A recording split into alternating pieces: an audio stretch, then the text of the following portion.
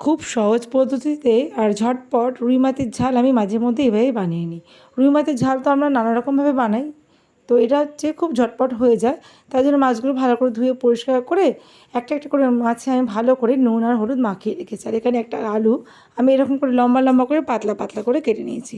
আর এখানে half inch মতো আদা আমি গ্রেট করে রেখেছি, আপনারা চাইলে বেটেও ব্যবহার করতে পারেন। এখানে একটা আলাদা পাত্রে আমি বড় সাইজের একটা পেঁয়াজ ঝিরি করে কেটে রেখেছি, কটা চেরা কাঁচা লঙ্কা নিয়েছি, একটা টমেটো কুচি নিয়েছি, টমেটোটাকে পাতলা পাতলা করে কেটে নিয়েছি। তারপর গ্যাস ওভেনে একটা কড়াই বসিয়ে তাতে দিয়ে দিলাম সর্ষের তেল। সর্ষের তেলে আমি এক এক করে মাছগুলো ভেজে নেব উল্টে পাল্টে।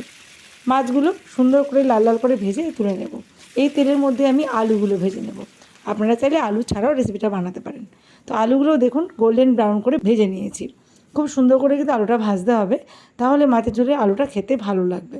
তো দেখুন এইভাবে আমি লাল লাল করে আলু আর মাছ ভেজে তুলে নিয়েছি। এবার ওই তেলের মধ্যে দিয়ে দিলাম কালো জিরে ফোড়ন। ফোড়নটা কয়েক সেকেন্ড ভেজে নিয়ে দিয়ে দিলাম পেঁয়াজ কুচি। পেঁয়াজটাকেও বেশ লাল লাল করে ভেজে নেব। যতক্ষণ না পেঁয়াজটার মধ্যে একটা কালার চলে আসে ততক্ষণ পেঁয়াজটাকে ভেজে নেব। এই রান্নার মেন উপকরণ হচ্ছে পেঁয়াজ আর টমেটোর কাঁচা লঙ্কা আর কালো জিরে। আমি কিন্তু কোনো রকম জিরে গুঁড়ো ধনে গুঁড়ো ব্যবহার করিনি। পেঁয়াজটা ভাজা হয়ে গেলে দিয়ে দিলাম এর মধ্যে গ্রেট করা আদা। আদাটা দিয়ে যতক্ষণ না আদার কাঁচা গন্ধ যায় ততক্ষণ আমি আদাটাকে ভেজে নিলাম। তারপর দিয়ে দিলাম টমেটো কুচি। টমেটো কুচিটাকে হাই ফ্লেমে কিছুক্ষণ ভেজে নিলাম। তারপর দিয়ে দিলাম পরিমাণ মতন হলুদ গুঁড়ো, দিয়ে দেবো স্বাদ মতো নুন। নুন আর হলুদ দিয়ে দিলে তাড়াতাড়ি করে টমেটোটা নরম হয়ে যাবে। তো টমেটোটা হাই টু মিডিয়াম ফ্লেমে ভালো করে ভেজে নিয়েছি দেখুন। এবার এর মধ্যে দিয়ে দেবো অল্প করে জল।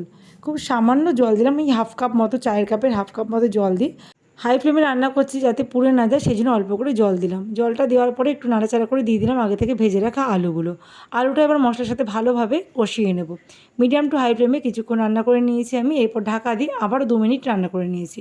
2 মিনিট পর ঢাকাটা খুলে নিলাম। দেখুন আলুটাও কিন্তু বেশ নরম হয়ে গেছে আর মশলাটাও ভালো করে কষানো হয়ে গেছে। তেল ছেড়ে দিয়েছি মশলা থেকে। দিয়ে দিলাম কাঁচা লঙ্কা চেরা। চেরা কাঁচা লঙ্কা দিয়ে এবার ভালো করে নাড়াচাড়া করে আবারও মিশিয়ে নেব। এরপর দিয়ে দেবো আমি পরিমাণ মতন জল। জলটা আপনারা আপনাদের ইচ্ছে মতো দেবেন, যতটা গ্রেভি দরকার ততটা জল দেবেন। ঝোলটা যে ফুটে উঠেছে তখনই আমি দিয়ে দিলাম আগে থেকে ভেজে রাখা রুই মাছের পিসগুলো।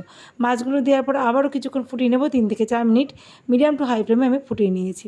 তারপর ঢাকা দিয়ে 2 মিনিট রান্না করে নিয়েছি। তারপর ঢাকাটা খুলে মাছগুলো একটু উল্টে পাল্টে নেব, তাহলে মাছের সব দিকে ভালোভাবে নুন ঝাল মশলার স্বাদটা প্রবেশ করবে।